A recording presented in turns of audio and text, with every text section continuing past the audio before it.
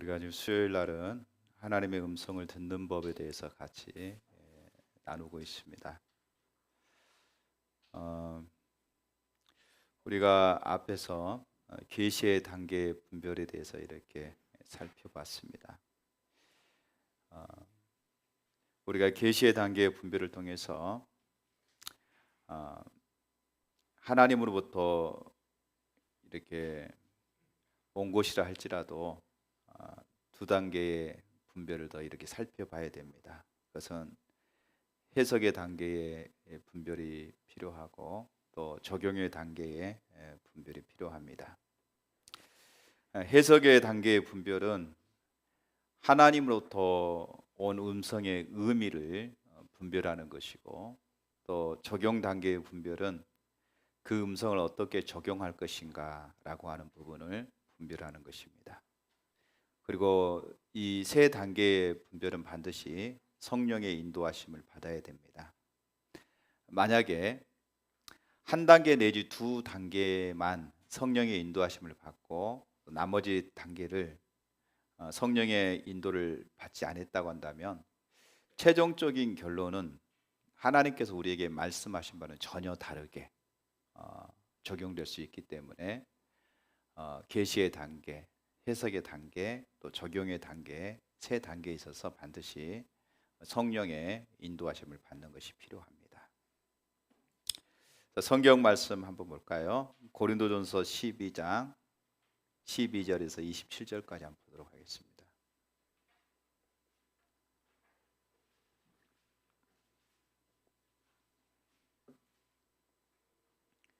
고린도전서 12장 12절에서 27절, 제가 한 절, 여러분이 한 절 같이 교독하겠습니다. 몸은 하나인데 많은 지체가 있고 몸의 지체가 많으나 한 몸인과 같이 그리스도도 그러하니라.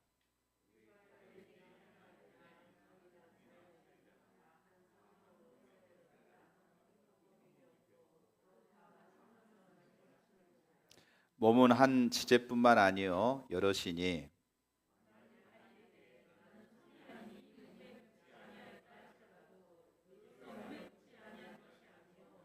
또 귀가 이르되 나는 눈이 아니니 몸에 붙지 아니하였다 할지라도 이로써 몸에 붙지 아니한 것이 아니니,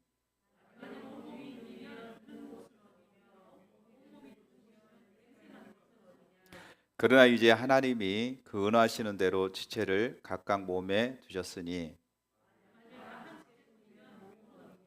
이는 지체는 많으나 몸은 하나라.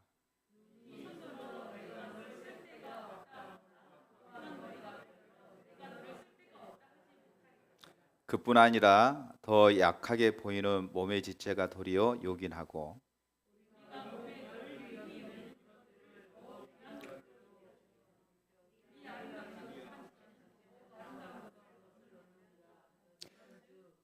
우리의 아름다운 지체는 그럴 필요가 없느니라. 오직 하나님의 몸을 고르게 하여 부족한 지체에게 귀중함을 더하사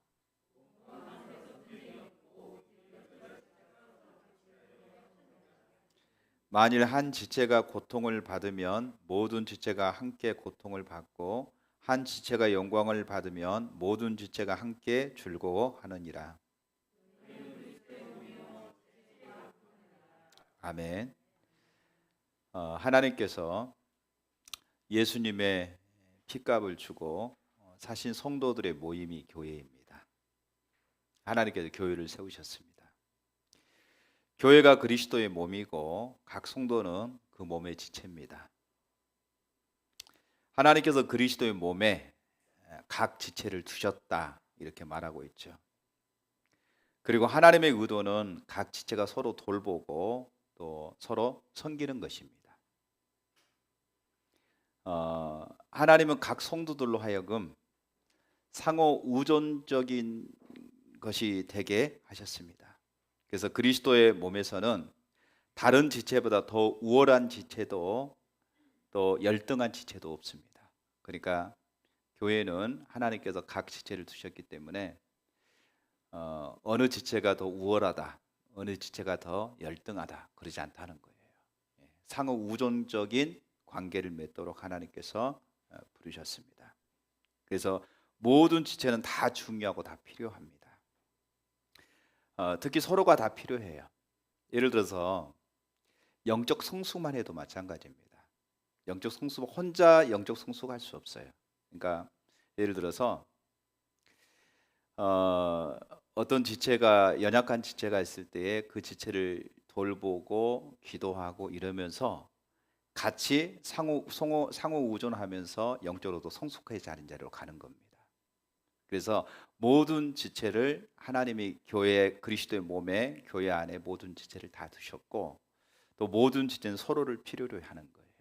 서로를 필요로 하고, 또 같이 이렇게 하나 되어서, 우리가 좀 방금 고린도서 12장 12절에서 27절 말씀 보면은 가장 많이 나오는 단어가 뭐예요?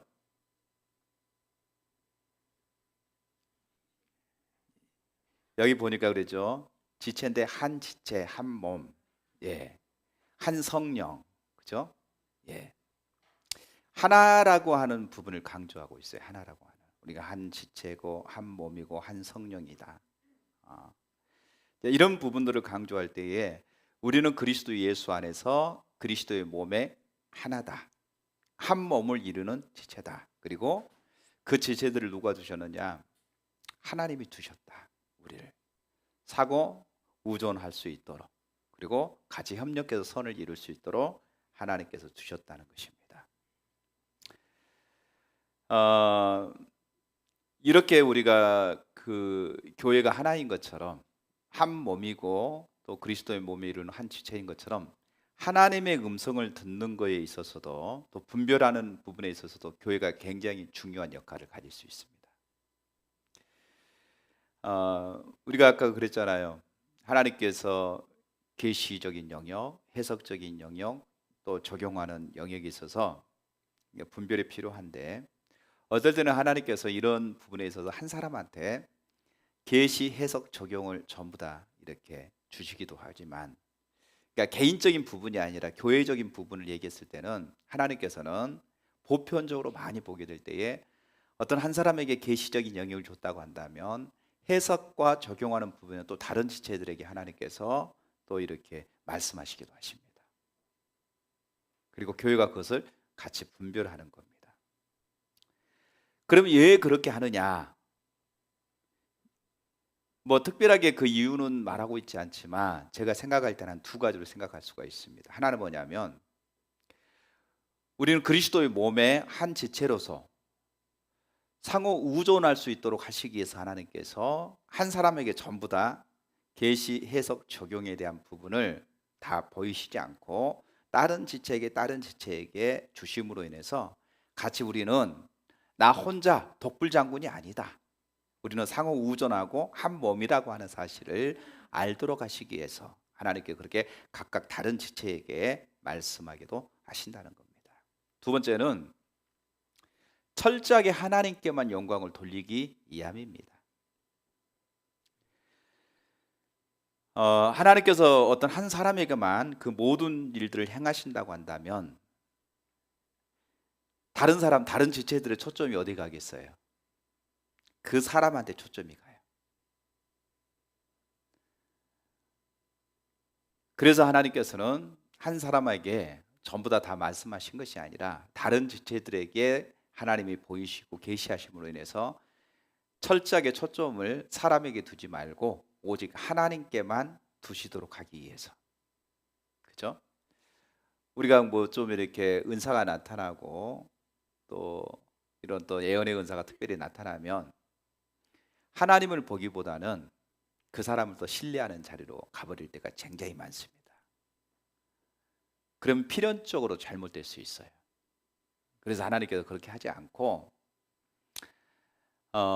계시적인 영역은 그분한테 얘기하지만 또 해석적인 영역과 또 적용적인 영역은 다른 지체들에게 고루 말함으로 인해서 사람을 의존하지 않도록, 사람을 바라보지 않도록 철저하게 하나님만 바라보도록 하기 위해서 하나님께서 그렇게 여러 지체들에게 말씀하신다는 것이죠. 그래서 교회가 그 영역들을 보고 올바로 분별하는 것이 매우 중요합니다. 아멘. 자, 오늘은 이제 계시적인 영역에 대해서는 3주에 걸쳐서 쭉 살펴봤습니다.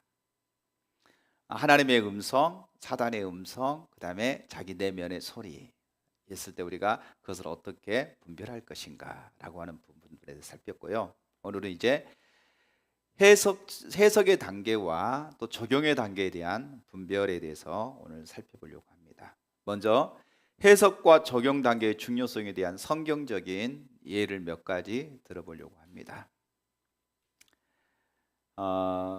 사도행전 20장 22절에서 24절 찾아보시죠.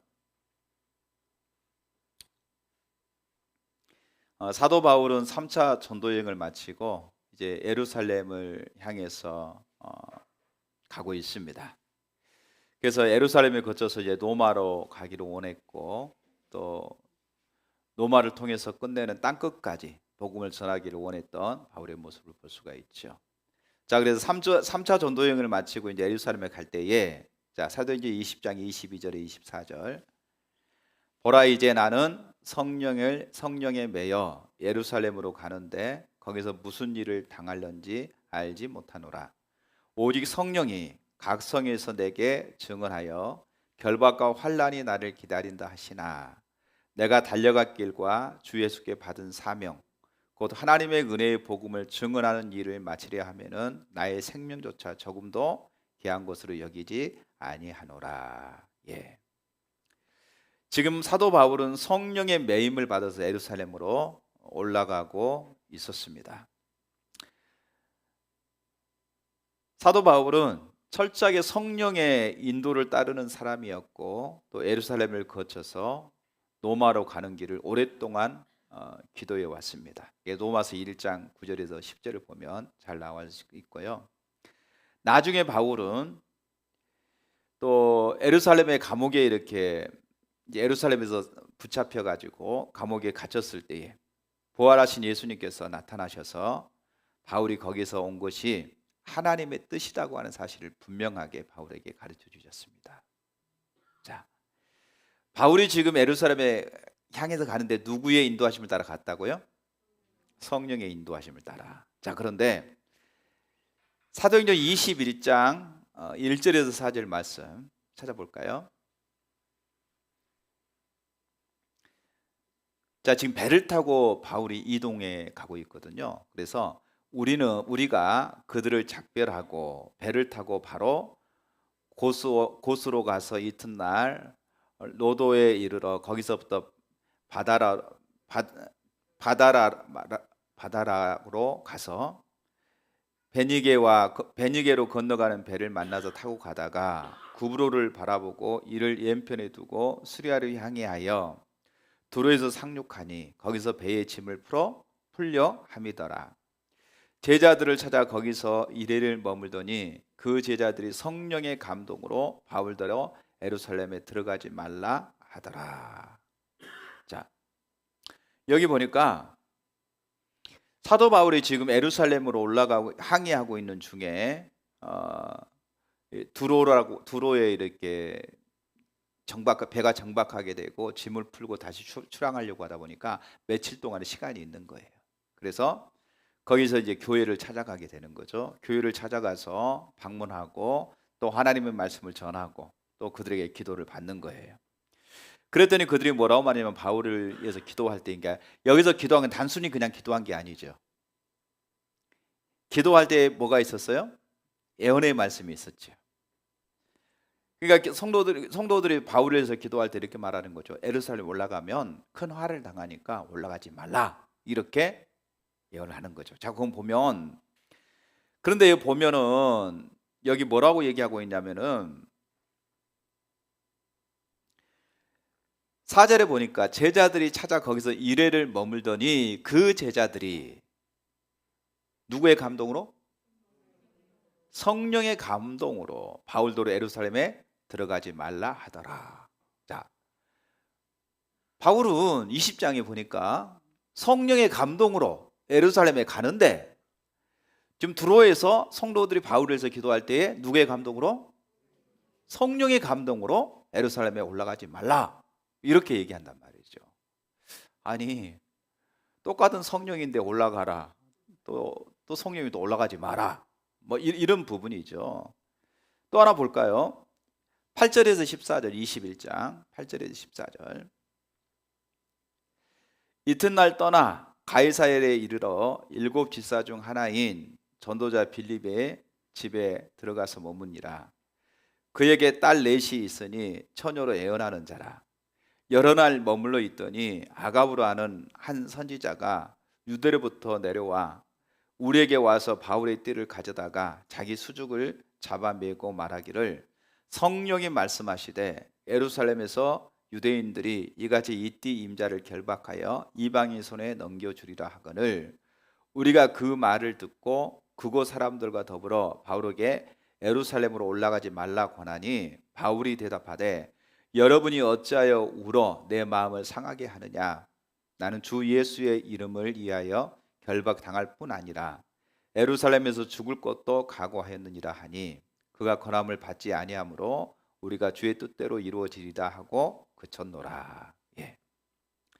또 바울이 이제 배를 타고 항해를 하다가 갈리사랴 지역에 이렇게 정착하게 되고 그곳에 빌립 집사가 있는데 빌립 집사 집에 방문하게 됩니다. 그리고 빌립 집사의 네 딸이 예언하는 자들이었고요. 그리고 아가보라고 하는 선지자가 그 집에 왔습니다. 그리고 이제 이 아가보라는 선지자는 어떤 선지자냐면요, 예루살렘에 흉년이 있을 것을 예언했던 선지자가 바로 아가보 선지자입니다. 그래서 사도행전 11장 28절에 보게 되면은 예루살렘에 큰 흉년이 올 것을 예언했던 선지자가 바로 아가보 선지자였습니다. 그래서 초대 교회에서 그러니까 예언 사역이 예언의 은사가 아주 강력하게 나타났기 때문에 그를 선지자로 임명해서,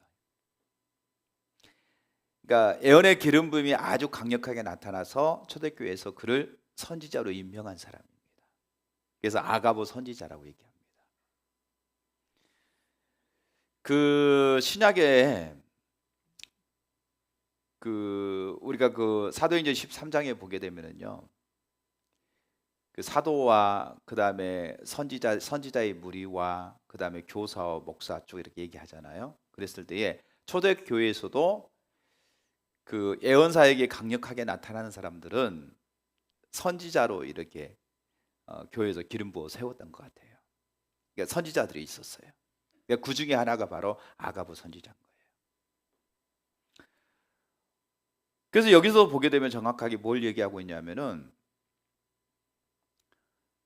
성령의 인도하심을 따라서 바울에게 예루살렘으로 올라가면 안 된다 이렇게 얘기합니다.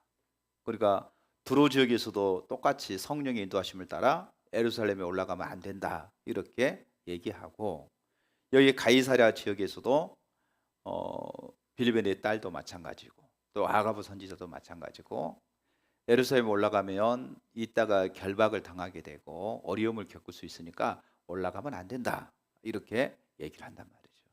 그러니까 바울은 그들이 이렇게 올라가지 말라고 권면하는데 바울이 이렇게 말하죠. 여러분이 어찌하여, 그러니까 얼마나 권면을 열심히 했냐면 울면서 권면을 하는 거예요. 울면서 올라가면 안 된다고 바울을 붙잡는 거죠. 그래서 바울이 이렇게 말합니다. 여러분이 어찌하여 울어서 내 마음을 상하게 하느냐. 나는 주 예수의 이름을 위하여 결박당할 뿐 아니라 예루살렘에서 죽을 것도 각오하였느니라 하니 그가 고난을 받지 아니하므로 우리가 주 뜻대로 이루어지라 하고 그쳤더라. 예. 근데 바울이 억지로 올라갔다는 거예요. 그러면 서로 간에 바울은 철저하게 성령의 인도하심을 따라서 여기까지 왔는데 두로 지역에서도 성령의 인도하심 따라 올라가지 말라고 말했고 가이사랴 지역에서도 그런 일들이 일어났단 말이죠. 그러면 바울이 성령을 거스렸느냐 이렇게 해석할 수밖에 없는 거죠. 그래서 여기서 매우 중요한 게 바로 그겁니다. 해석의 단계에서 또 적용의 단계에서 성령의 인도하심을 받는 것이 매우 중요합니다. 여기 보게 되면은요, 우리가 여기서 하나 더 매우 중요한 부분이 있는데요. 그 두로 지역이나 또 이 가이사랴 지역에서 많은 사람들이 바울에게 지금 예루살렘에 올라가면 안 된다, 이렇게 계시가 주어졌고 그것을 해석하고 적용을 했잖아요. 그러면 대부분 우리 이렇게 말하죠. 다른 사람들 어떤 분을 기도했는데 어떤 감동이 있어요. 이 사람 저 사람이 감동이 있어가지고 그 감동을 가지고 얘기를 하는 거예요. 그러니까 유사한 감동이 계속 주어지는 거예요. 그러면 야, 감동이 이렇게 주어지니까 이게 하나님 뜻인가 보다, 이렇게 말할 수 있는데요. 막 그렇게 본다고 한다면 바울은 예루살렘에 올라가면 안 돼요. 그잖아요. 그게 하나님 뜻이라고 올라가면 안 되는 거예요. 근데 바울은 그게 아니다라고 올라간단 말이죠. 우리가 이제 답을 알고 있으니까 바울이 올라가는 것이 하나님의 뜻이라고 하는 것을 바울이 이제 예루살렘에서 옥에 갇혔을 때에 부활하신 예수님 나타나셔서 말씀하시잖아요. 네가 로마로 가게 될 것이다, 이렇게 말씀하시죠. 그걸 통해서 바울이 정확하게 주님의 뜻대로 주님의 뜻을 따라서 예루살렘에 왔고, 또 주님은 그 예루살렘에서 로마로 보내기를 원하시는 하나님의 계획이 있었구나라고 하는 부분을 아니까 이 부분이 명확하게 보이지만, 그때 당시는 그게 안 보이잖아요. 안 보입니다. 그럼 많은 아가보라고 하는 선지자적 기름 부심을 받은 사람이 그렇게 예언하고, 또 빌립의 네 딸이 그렇게 말하죠. 또 두로 지역에서도 그렇게 예언하죠. 이렇게 보면 바울은 그들의 어떤 감동을 듣게 되면 바울은 예루살렘에 올라가면 안 되는 거예요. 근데 올라갔어요. 그럼 누가 지금 하나님의 뜻을 따라서 지금 갔냐는 거죠. 다수가 똑같은 어떤 감동을 받고 똑같은 어떤 해석을 했다 할지라도 그게 하나님의 뜻이 아닐 수도 있다고 하는 사실을 우리는 여기서 살펴볼 수 있는 거죠. 그래서 계시적인 영역, 특별히 계시적인 영역도 있지만은 해석하는 영역, 그러니까 계시도 매우 중요하지만 해석하는 영역과 적용하는 영역이 굉장히 중요합니다. 그리고 그 해석하는 분별에 있어서 가장 중요한 것 중에 하나가 뭐냐면요, 우리가 영적 분별력에서도 쭉 이렇게 살펴보자면 분별에서 가장 중요한 게 뭘까요? 어떤 사람에게 영적 분별력이 주어지죠?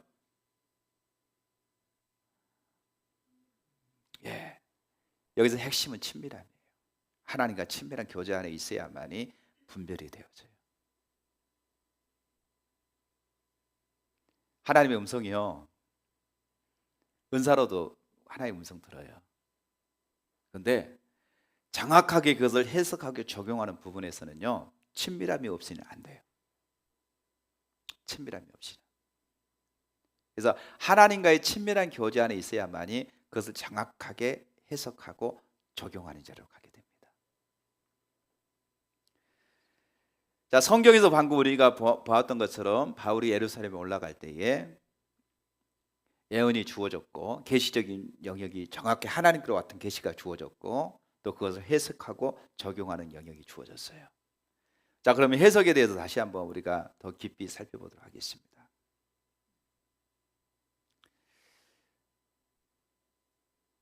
우리가 방금 그 가이사랴 지역의 아가보 선지자가 바울에 대해서 그렇게 바울의 허리띠를 가져다가 자기의 어떤 손발을 이렇게 묶으면서 이 띠 임자가 예루살렘 올라가면 이렇게 묶이게 될 것이다. 그건 계시적인 영역이죠. 이 사람이 올라가면 틀림없이 사로잡힐 것이다. 묶이게 될 것이다. 그 부분에 대해서 이렇게 예언을 합니다. 이게 계시적인 영역입니다. 그러면 계시를 그렇게 하다 보니까 그걸 이띠인자가 어려움을 당할 것이다, 그리고 이렇게 묶이게 될 것이다 라고 하는 부분이 이제 해석적인 영역이죠. 해석을 그렇게 하게 됩니다. 그리고 이제 이 사람을 유대인들이 이방인에게 넘겨줄 것이다, 이렇게 이제 해석을 합니다. 근데 실제로는 유대인들이 바울을 죽이려고 했을 때에 로마 천부장이 현장에 달려가서 바울을 묶어서 감옥에 가두게 되는 것이죠. 그러니까 어찌됐건 감옥에 갇히게 된다고 하는 해석은 매우 정확한 거예요. 맞는 겁니다. 어찌됐건 간에 바울이 어, 바울이 예루살렘에 올라가게 될 때 올라가면 큰 어려움을 겪을 것이다 라고 하는 부분이 해석적인 부분까지는 일치한 거죠. 맞은 거죠. 그리고 이제 적용의 단계에서 이렇게 말하는 거죠. 그러니까 올라가면 안 된다라고 하는 적용을 하게 되는 겁니다. 보세요. 계시도 정확하고 해석도 정확한 거죠. 그런데 적용의 단계에서는 올바른 적용을 못 하게 된 거죠. 여기서 우리가 구약의 예언과 또 신약의 예언을 살펴볼 때에 다른 측면을 볼 수가 있어요. 구약의 예언은 메신저입니다. 이게 구약의 예언자들은 메신저예요. 말 그대로 하나님의 말씀이에요. 그래서 우리가 구약 말씀을 보게 되면 주 여호와의 말씀이니라 이렇게 말하잖아요. 주 여호와가 너희에게 이렇게 말씀하니라 이렇게 말하는 이유가 뭐냐면 그 자체가 하나님의 말씀이었어요. 그런데 신약은 그렇지 않습니다. 신약은 하나님께서 우리에게 주시는 메시지지만 반드시 분별하라 이렇게 말하고 있기 때문에 신약은 그렇지 않다는 것입니다.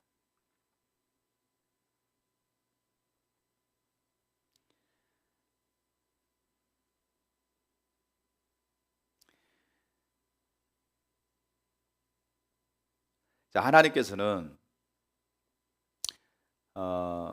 목적을 가지고 말씀하십니다. 우리가 단순히 바울이 예루살렘에 올라갈 때에 하나님의 왜 예루살렘으로 바울이 올라가야 되는가라고 하는 영역이 있어서 목적을 가지고 말씀하세요.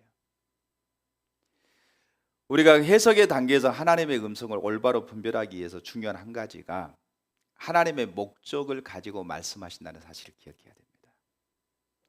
창세기 12장 1절에서 3절에 보게 되면 하나님께서 아브라함을 부르십니다. 너는 본토 친척 아비 집을 떠나서 내가 너에게 보여줄 땅으로 가라.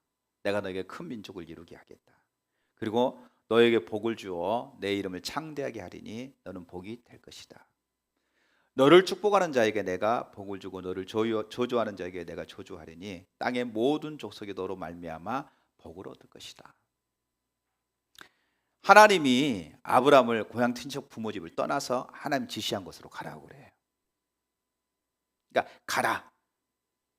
그럼 하나님이 아브라함을 가라고 말했을 때 하나님께서는 아브라함을 통해서 하나님의 계획, 하나님의 목적을 가지시고 가라고 말하는 거예요. 바울이 예루살렘으로 하나님이 가라고 말했을 때에 예루살렘을 말하러 간 하나님의 목적이 있단 말이죠. 목적이 있어요. 그리고 그것은 단순간에 한 번 하나님의 음성을 들었기 때문에 예루살렘에 간 게 아니에요. 그 전에도 지속적으로 하나님께서 아브라함이나 바울에게 지속적으로 하나님 말씀해 오셨어요. 내가 너를 로마로 보낼 것이고 그 다음에 내가 너를 이제 마지막 땅끝까지, 그때 당시는 스페인까지 하나님 보낼 것이다. 이렇게 지속적으로 말씀해 오셨어요. 그리고 거기 가서 복음을 전하게 될 것이다 라고 말씀해 오신 거예요. 그리고 이제 하나님께서 그렇게 말씀하시면서 하나님께서 아브라함에 아니라 바울을 로마로 보내고 로마를 보내서 그 다음에 스페인까지 보내실 하나님의 계획을 가지고 계시는데 어떤 방법으로 보낼 것인가? 그때 하나님께서 그 보내시는 방법들은 여러 부분들이 있겠죠. 그때 하나님의 어떤 계시적인 부분들, 그리고 하나님께서 우리에게 가장 좋은 길로 인도하시는 하나님이기 때문에 하나님의 목적을 가지고 하나님을 그렇게 부르시고 바울은 끝내는 이제 예루살렘에 올라가고 끝내 사로잡히게 되죠. 유대인들이 바울을 죽이려고 합니다. 그랬더니 로마 천부장이 그런 모습을 보고 그렇게 되면 큰 어떤 소동이 일어나기 때문에 바울을 붙잡아다가 옥에 가두게 되는 거죠. 유대인들이 자꾸 그 로마 총독에게 바울을 내놓으라고 얘기합니다. 왜? 재판에서 바울을 죽이려고. 그때 바울이 가지고 있는 게 뭐냐면 로마 시민권입니다. 시민권자이기 때문에 나는 로마 시민권자다. 내가 가이사에게 가서 재판을 받겠다. 이렇게 말하게 되고요. 끝내 그래서 로마 총독이 바울을 로마로 보낼 수밖에 없는 상황이 전개되는 겁니다. 그래서 로마로 가게 되는 거죠. 자, 로마까지 가게 될 때 그 바울의 소식들을 여러 기부인들이 듣게 되고 그 바울을 통해서 메시지를 듣기 위해서 기부인들이 감옥에 찾아오는 거예요. 그리고 복음을 전하게 되는 계기가 주어지는 거죠. 그러니까 하나님의 방법이라는 것은 참 놀라운 거죠. 하나님의 그런 목적을 가지고 하나님이 일하시는 거죠. 보세요. 아브라함을 하나님 보냈어요. 아브라함을 본토 친척 아비 집을 떠나라고 그래요. 이방인입니다. 자기의 어떤 이제까지 자기가 살았던 그 토지 안에서 하나님 복을 주셔도 되잖아요. 떠나지 말고 여기서 내가 너에게 복을 주고 네가 기반을 다 잡아가지고 내가 너에게 복을 주어서 네가 복이 될 것이다. 너를 통해서 열방이 복을 얻게 될 것이다. 얼마나 좋아요. 그런데 하나님이 떠나라는 거예요. 본토 친척 아비집, 친척집을 버리고 떠나라는 거예요. 그러면 떠나가지고 자리 잡는다는, 기반을 잡고 자리 잡는다는 게 너무너무 어렵잖아요. 그런데 하나님 떠나라는 거예요. 그러고 나서 하나님께서 개입하시고 하나님 역사하시는 거죠. 보세요. 하나님께서 요셉에게 꿈을 주시고 요셉에게 비전을 주십니다. 그런데 요셉에 사로잡히게 되고 애굽으로 팔려가게 되고, 애굽에 팔려가는데도 하나님이 함께 하시죠. 근데 또 거기서 누명을 쓰고 또 감옥에 또 갇히게 되고, 감옥에 갇혀있는 상황에서 어떻게 요셉이 애굽의 총리 대신이 될 수 있겠어요? 어떻게 하나님께서 그 요셉을 높일 수가 있겠어요? 인간의 생각으로는 도저히 할 수 없는 그런 상황이죠.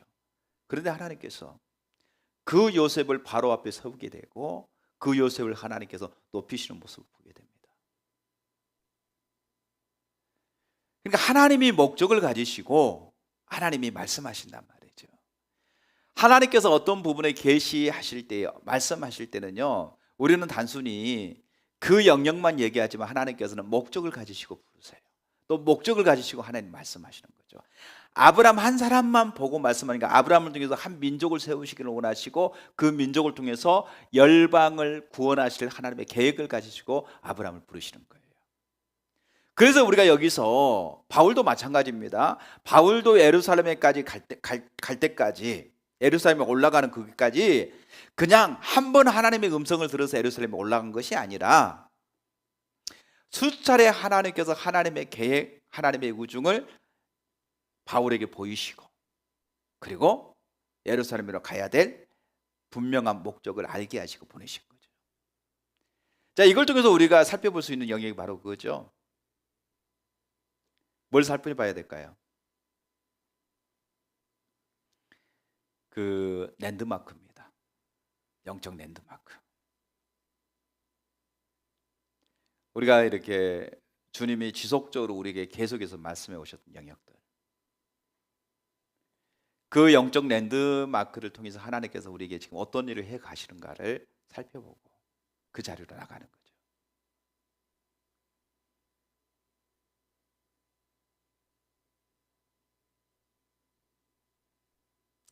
하나님은 항상 목적을 가지시고 말씀하십니다. 하나님은 이스라엘 백성들을 애굽에서 건져내실 계획을 가지시고 모세를 찾아오셨고요. 하나님은 이스라엘 백성들을 미디안에서 압제해서 건져내실 계획을 가지고 계셨을 때 기드온을 찾아오셔서 말씀하셨고요. 하나님께서 바울을 구원하시고 그를 통해서 그 당시 전 세계에 복음을 전할 계획을 가지고 계셨을 때에 아나니아를 찾아오셔서 말씀하셨고요. 하나님께서 에디오피아의 내시를 구원하시고 그를 통해서 에디오피아에게 놀라운 하나님의 일을 이루실 계획을 가지고 계셨을 때에 빌립을 찾아와서 말씀하셨습니다. 이처럼 하나님께서 우리에게 말씀하실 때는 하나님이 반드시 어떤 하나님의 목적을 가지시고 우리 가운데 말씀하신다는 사실입니다. 그래서 하나님께서 우리에게 말씀하실 때에 우리가 그것을 인본주의적으로 이해하지 않고 하나님의 목적을 이해하려고 노력하게 될 때 우리는 하나님께서 말씀하신 내용의 의도를 올바로 알 수 있습니다. 그래서 하나님이 우리에게 어떤 부분에 대해서 말씀하신다 그러면 단순히 그것을 인간적인 방법으로 이해하려고 하면 안 돼요. 거기에 이제 영적 랜드마크, 이제까지 하나님 지속적으로 말씀해 오셨던 영역들도 여러분들이 참고해 보시고 참고해 보시고 하나님의 어떤 의도를 가지고 이렇게 말씀하셨나, 하나님의 뜻이 있어 우리에게 이렇게 말씀하셨는가, 하나님의 관점에서 살펴보는 것이 매우 중요합니다.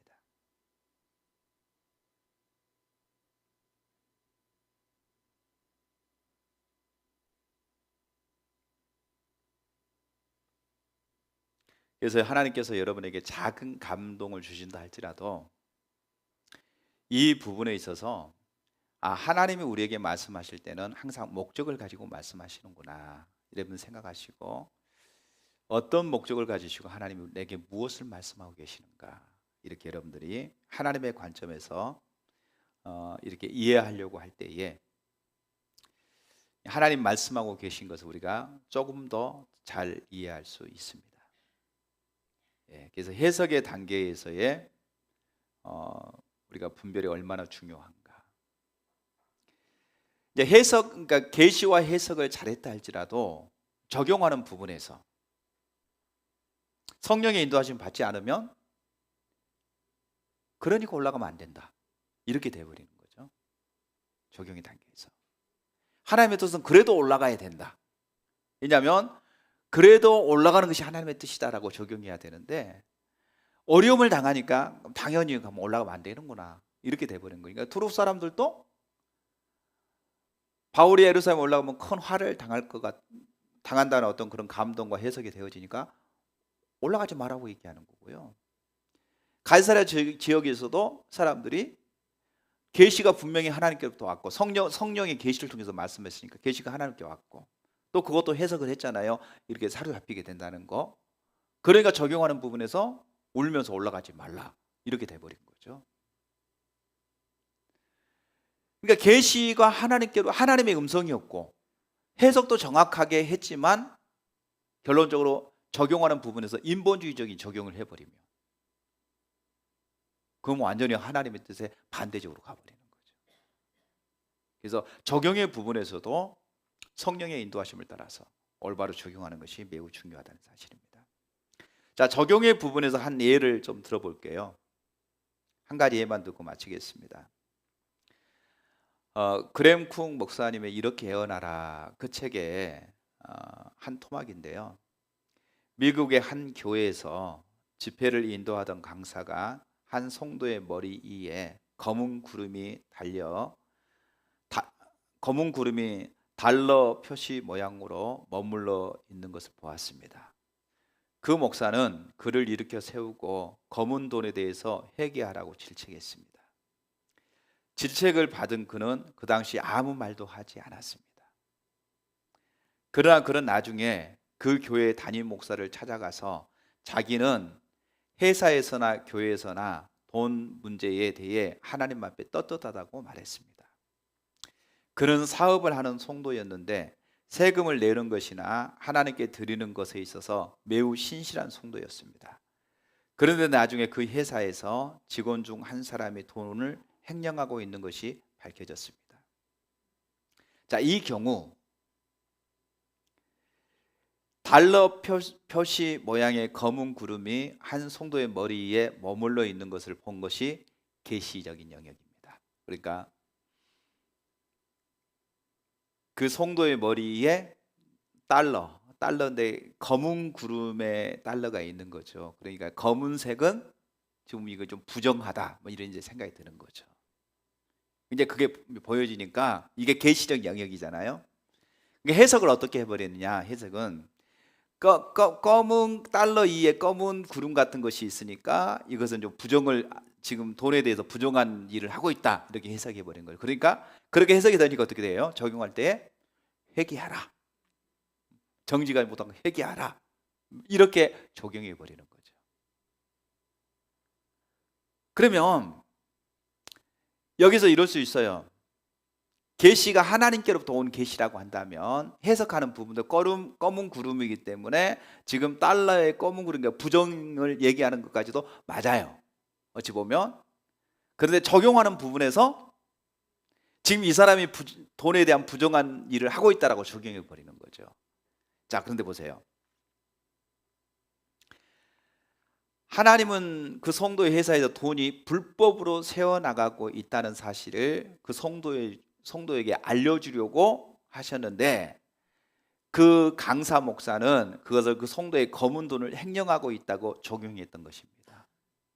이처럼 하나님의 음성을 분별하되 세 가지 단계를 통해서 올바로 분별하는 것이 매우 중요합니다.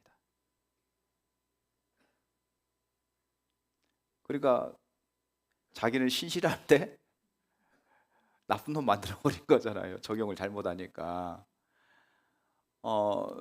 지금 너희 회사에 지금 어떤 회사 직원이 지금 돈을 갖다가 지금 빼돌리고 있는 것을 가르쳐 주려고 하는 건데, 적용하는 부분에 완전히 엉뚱한 적용을 해버리는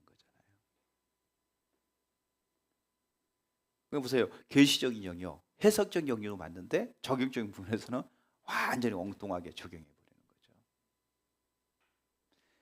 뭐 이런 상황이라고 한다면 여러분 보세요. 하나님의 음성을 듣고 해석까지도 맞아. 근데 적용하는 부분에서요, 엉터리 적용을 해버리는 게 너무 많다는 거죠. 이제 그런 일들이 일어나면 나중에는 어떻게 하냐면요, 예언 다 그 가짜야. 그 잘못됐어. 아예 예언 자체를 갖다가 아예 차단시켜 버리는 거죠. 하나님의 음성을 듣는 거 다 부질없는 거야. 이렇게 해버리는 거죠. 이만큼 우리가 하나님의 음성을 들 때 계시적인 영역, 그 다음에 해석적인 영역, 그 다음에 그러니까 우리는 보통 해석하면 다 됐다고 생각하는 경우가 많아요.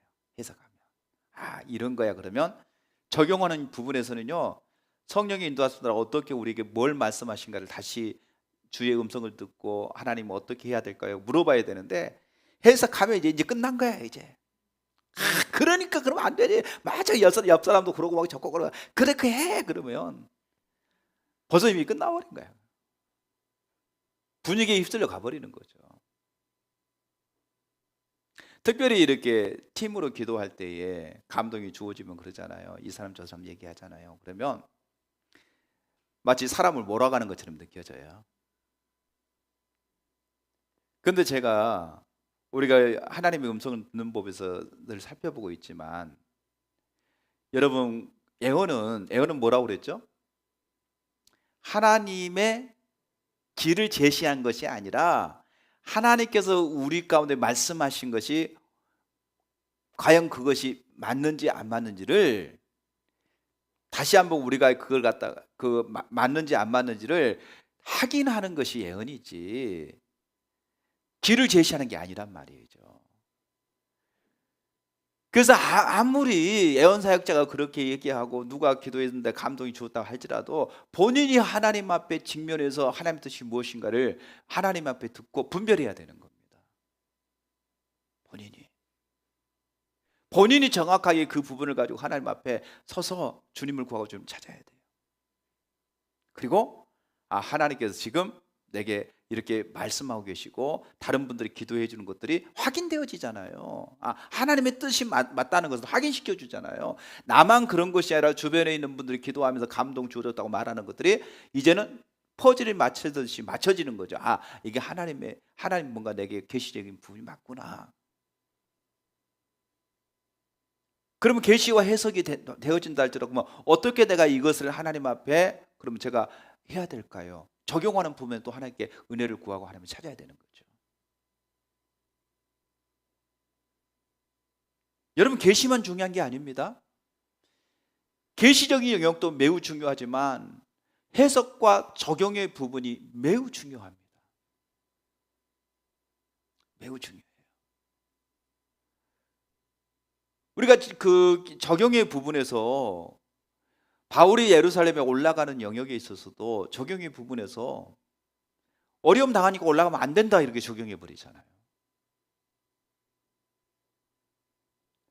신실한 그리스도인인데 그 그리스도인의 해산에 지금 돈이 새 나가고 있는 부분을 하나님 말씀하시는데 적용하는 부분에서 네가 지금 부정한 돈을 탈세하고 있다라고 이렇게 적용해 버리니까 엉뚱한 적용을 하게 되잖아요. 이만큼 적용하는 부분에서도 우리가 분별하는 것이 매우 중요합니다. 그러니까 계시적인 영역에서 성령의 인도하심을 받아야 되고요. 해석적인 영역에서도 성령의 인도하심을 받아야 되고. 근데 보통 계시가 오면은 해석하는 영역까지는 거의 같이 일치적으로 같이 되어져요. 근데 적용하는 부분에서는 또 달라요. 적용하는 부분에도 구체적으로 하나님의 인도하심을 받아야 돼요. 적용하는 부분에서도. 그리고 그것을 지금 적용할 것인가, 장래일을 말씀하신 것인지 아니면 지금 당장 해야 될 것인지, 그 부분에서도 분별이 필요하거든요.